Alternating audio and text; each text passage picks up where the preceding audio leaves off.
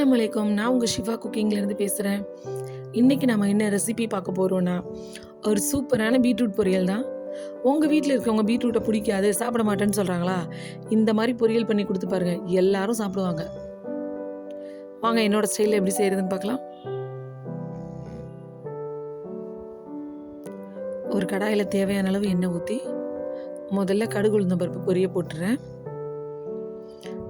அது பொரிஞ்ச உடனே ஒரு மீடியம் சைஸ் வெங்காயத்தை கட் பண்ணி இதில் சேர்த்துக்கிறேன். வெங்காயம் கொஞ்சம் வதங்கட்டும்.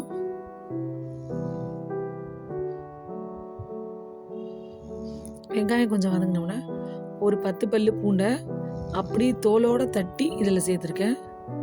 இது சின்ன பூண்டு, நாட்டு பூண்டுன்னு சொல்லுவாங்க இல்லையா, அது இது தோலோடு போடும்போது ரொம்ப ஃப்ளேவர் நல்லாயிருக்கும். பூண்டு கொஞ்சம் எண்ணெயில் பொரியட்டும். பூண்டு கொஞ்சம் வதங்கினதுக்கப்புறம் ஒரு 2 கொத்து கருவேப்பிலையும் இதில் சேர்த்து நல்லா நான் வதக்கிறேன். பீட்ரூட்டுக்கு எப்போவுமே அதிகமான எண்ணெய் தேவையில்லை.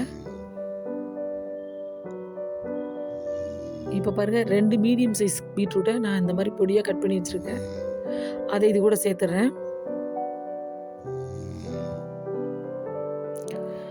சேர்த்துட்டு லேசாக மஞ்சத்தூள், கொஞ்சம் உப்பு சேர்த்துக்கிறேன்.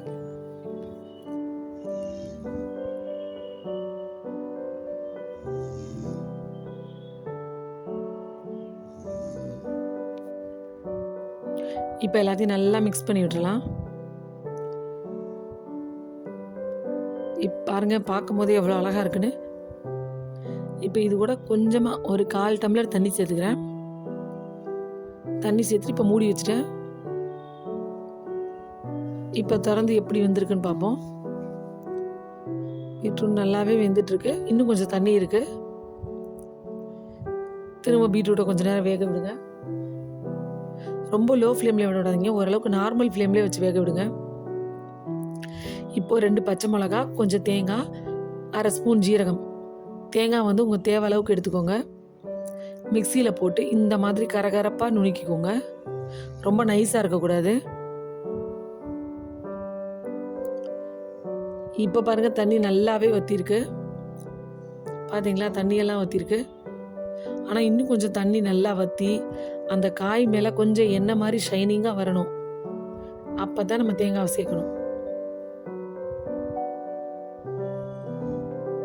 பாருங்கள், சுத்தமாக தண்ணி எல்லாம் ட்ரை ஆகட்டும்.